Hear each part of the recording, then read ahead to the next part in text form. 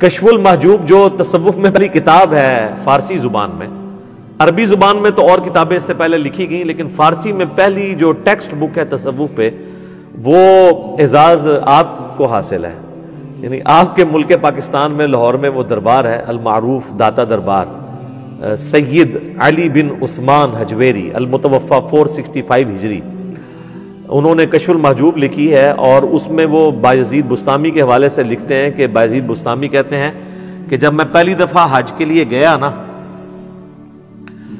تو میں نے جو ہے نا وہ کعبہ دیکھا اور کعبے کے رب کو نہیں دیکھا. اب یہ کون سی ڈیمانڈ ہے، یعنی کہ وہاں پہ کوئی. اور کہتے ہیں پھر جب میں اگلی دفعہ گیا نا، تو پہلا حج تو کہتے ہیں میرا ضائع گیا. اگلی دفعہ گیا تو میں نے بیت اللہ کو بھی دیکھا اور بیت اللہ کے رب کو بھی دیکھا. اور یہ وہ دعویٰ خواب میں نہیں کر رہے، بیداری میں کر رہے. تو کہتے ہیں کہ جی میں نے کہا یہ بھی اس دفعہ بھی حج میرا گیا، کیونکہ یہ تو شرک ہو گیا، کعبہ بھی اور بیت اللہ بھی. یعنی جن لوگوں کو ان چیزوں کی سمجھ نہیں ہے. اور پھر کہتے ہیں میں جب تیسری دفعہ گیا نا تو کعبہ غائب تھا، صرف اللہ کو دیکھا. تو کہتے ہیں پھر بھی میرا حج نہیں ہوا، کیونکہ اس میں موجود تھا. ٹھیک ہے نا. تو اب یہ وہ ایک کہانی ہے، اور یہ اتنی عجیب و غریب کہانی ہے کہ اکثر لوگ سن کے اس کو سبحان اللہ ہی کہتے ہیں کہ پتہ نہیں کتنی کو بڑی علمی کو بات کر دیتی ہے. تو اس میں انہوں نے ڈائریکٹ دعویٰ کیا ہے. اور تذکرۃ الاولیاء کے اندر شیخ فرید الدین عطار المتوفى 627 ہجری، یہ کتاب پوری دنیا کے اندر صوفیاء کے حالات کے اوپر ایک ٹیکسٹ بک کے طور پہ مانی جاتی ہے، تذکرۃ الاولیاء. تو اس کے اندر انہوں نے بایزید بستامی کے اوپر ایک چیپٹر باندھا ہے، بایزید بستامی کی معراج. اور وہ کہتے ہیں کہ جی بایزید بستامی کو باقاعدہ معراج ہوئی ہے، جس طرح نبی الاسلام کو معراج ہوئی ہے. اور اس میں ان کا دعویٰ لکھا ہے کہ میں نے اللہ تعالیٰ کا مشاہدہ کیا ہے معراج کی رات، خواب میں نہیں، معراج کی رات جو انہوں نے معراج کی. اور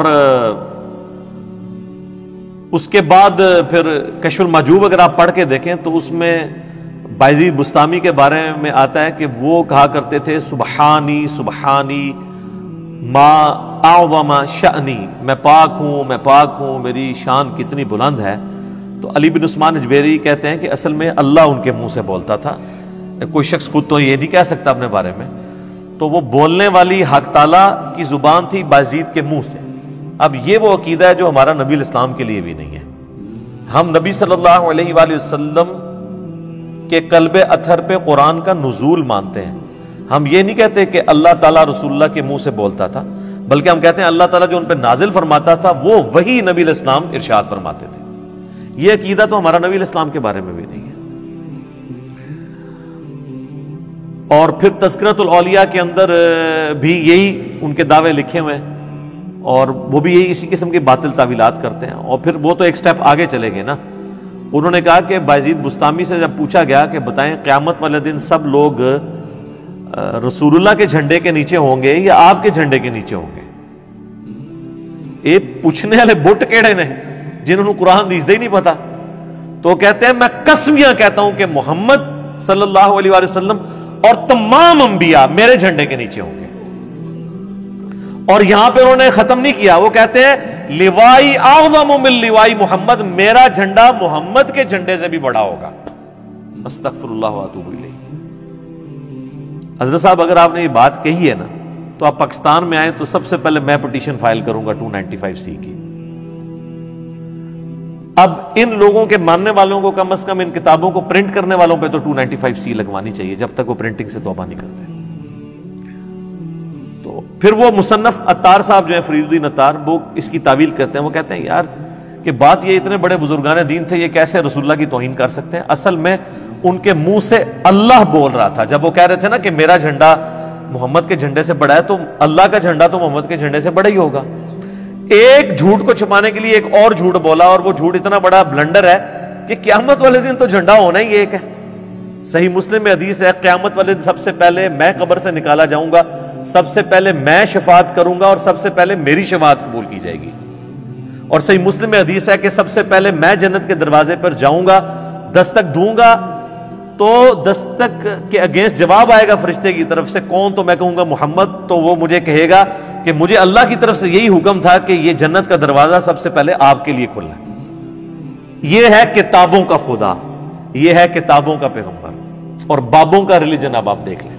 تو پھر ہم کیوں نہ عرض کریں کہ مرنے سے پہلے اے مسلمان کر لے اس پہ غور، کتابوں کا خدا اور ہے، بابوں کا خدا اور، کتابوں کا دین اور ہے، بابوں کا دین اور، کتابوں کا جہاں اور ہے، بابوں کا جہاں اور۔ تو ٹھیک کہتے ہیں نا وکھرا جہاں ہوتا ہے، تو وکھرا یہ نظر آ رہا ہے وکھرا جہاں ہے۔ حتیٰ کہ بخاری اور مسلم دونوں میں حدیث ہے، نبی علیہ السلام نے فرمایا انا سید الاولین والآخرین، میں جتنے گزر چکے، جتنے قیامت تک آئیں گے، تمام کا سردار ہوں، اور اللہ کے حضور میں ان کا خطیب بنوں گا۔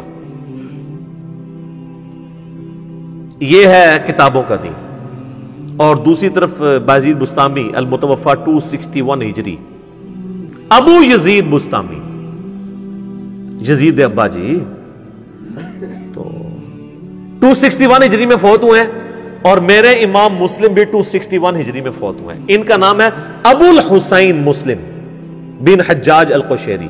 اور میں جو حدیثیں بیان کر رہا ہوں نا کہ قیامت والے دن لوگ میرے جھنڈے کے نیچے ہوں گے، میں شفاعت کروں گا، وہ امام مسلم لے کر آئے۔ کیسے ویسے میچ ہوا ہے کام؟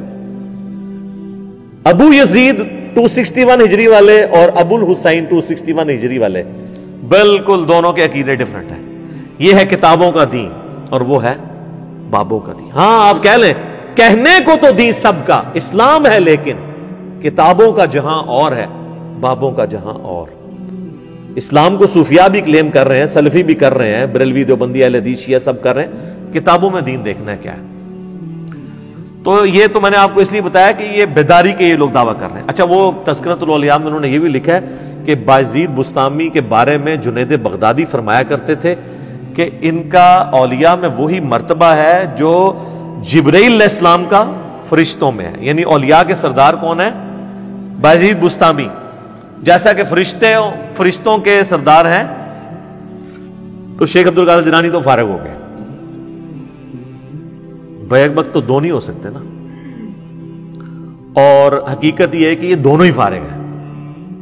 اولیاء اللہ کا سردار امت کے اندر کوئی ہے نا تو وہ ابو بکر، عمر، عثمان و علی ہیں رضی اللہ عنہم اجمعین وعلیہم السلام اجمعین، کیونکہ غیر نبی کے اوپر یہی کیٹیگری ہے نا اولیاء اللہ کی۔ تو کہانی ہے، شیخ عبد القادر جیلانی رحمۃ اللہ علیہ کو تو پتہ بھی نہیں ہوگا میرے ساتھ انہوں نے کیا کچھ کیا ہے، تو بال یہ جو ٹائٹل انہوں نے دیا تھا وہ بھی انہوں نے خود کتابوں میں چھین لیا ہوا ہے خود ہی۔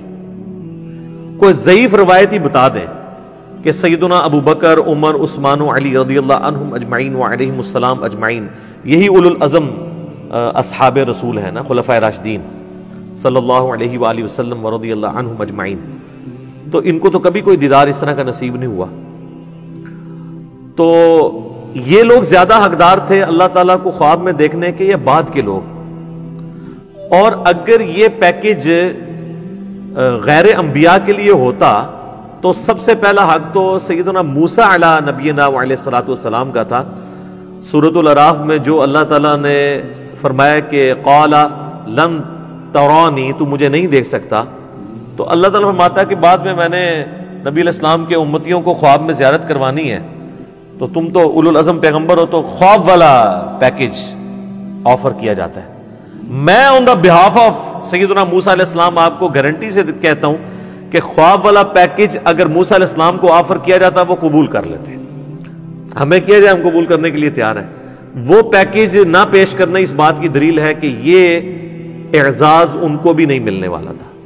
اب یہ دعوے صوفیاء کے بارے میں کرنا، اماموں کے بارے میں کرنا، بزرگوں کے بارے میں کرنا، تو یہ لوگوں نے ان کے اوپر جھوٹ باندھے ہیں، ان کی تو کوئی حیثیت نہیں ہے۔ سیدنا عیسیٰ علی نبینا علیہ الصلوۃ والسلام کے اوپر لوگوں نے جھوٹ باندھ دیے۔ اس وقت دنیا میں سب سے اوریاں اور بڑا شرک حضرت عیسیٰ علیہ السلام کے نام پر لوگ کر رہے ہیں۔ اتنے تو بت پرست نہیں ہیں دنیا میں جتنے کرسچنز ہیں، لیکن عیسیٰ علیہ السلام کا کوئی اس میں قصور نہیں ہے۔ اللہ تعالیٰ نے تو قرآن میں ان کی طرف سے صفائی پیش کی ہے۔ لقد کفر الذین قالوا ان اللہ هو المسیح ابن مریم، بے شک وہ لوگ کفر کر رہے ہیں جو یہ کہہ رہے ہیں کہ عیسیٰ ابن مریم ہی اللہ ہے. وقال المسیح، جبکہ مسیح تو خود کہا کرتے تھے یا بنی اسرائیل، اے اولاد یعقوب، اے بنی اسرائیل، اعبدوا اللہ ربی و ربکم، اس رب کی عبادت کرو جو میرا بھی رب ہے اور تمہارا بھی رب ہے. انہ من یشرک باللہ فقد حرم اللہ علیہ الجنہ ومأواہ النار وما للظالمین من انصار، بے شک جو کوئی اللہ کے ساتھ شرک کرے گا اللہ نے اس پہ جنت حرام کر دی ہے، اس کا ٹھکانہ جہنم ہے اور وہاں پر اس کا کوئی بھی مددگار نہیں ہوگا.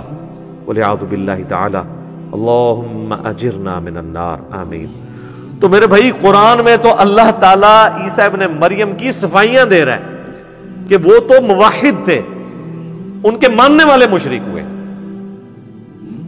اسی طریقے سے بزرگوں کے بارے میں، اماموں کے بارے میں اگر کوئی چیزیں منسوب ہوئی ہیں تو ہم بزرگوں کو یا اماموں کو تختہ مشق نہیں بناتے، الا یہ کہ کسی بزرگ نے جان بوجھ کے اپنے بارے میں کوئی جھوٹ پھیلایا ہو، اور وہ بھی ہم وثوق سے تو نہیں کہہ سکتے اس کا اور اللہ کا معاملہ.